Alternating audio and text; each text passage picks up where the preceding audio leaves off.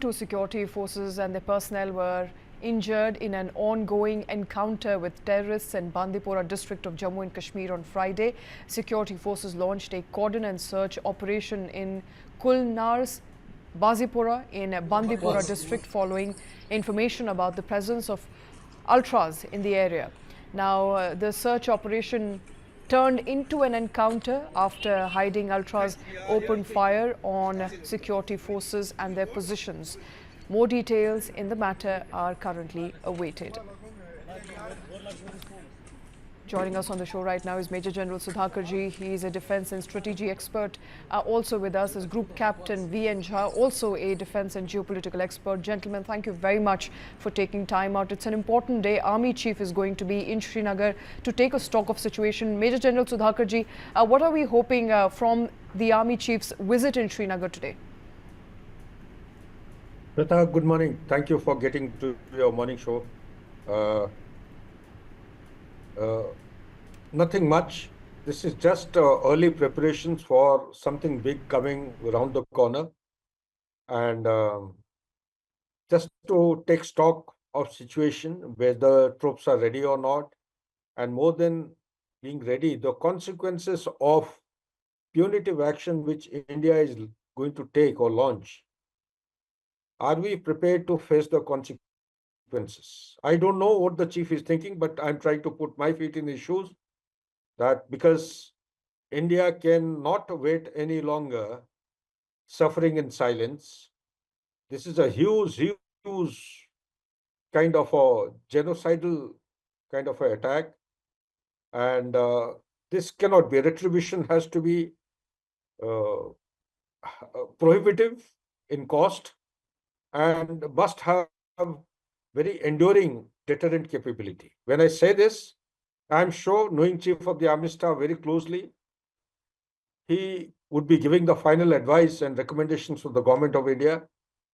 He will consider in adopting a comprehensive package of kinetic and non-kinetic component of our punitive action. The non-kinetic, some of them have started. There are many more which are not known to the common public. We can revive those unknown issues.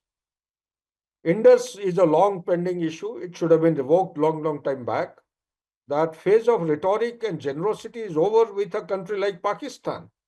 How long are you going to be magnanimous?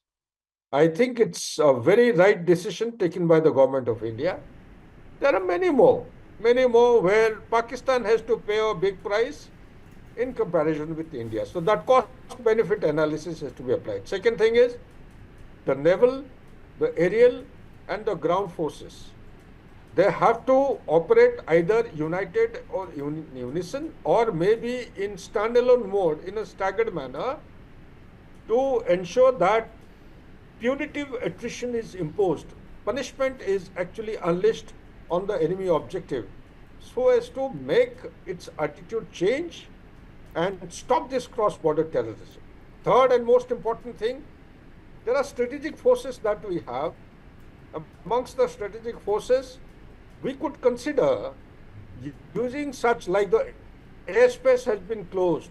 That means nothing. Pakistan also knows it does not have adequate anti-air defense mechanism in place. A case in point is one of our BrahMos, which misfired. It landed in one of its very important locations.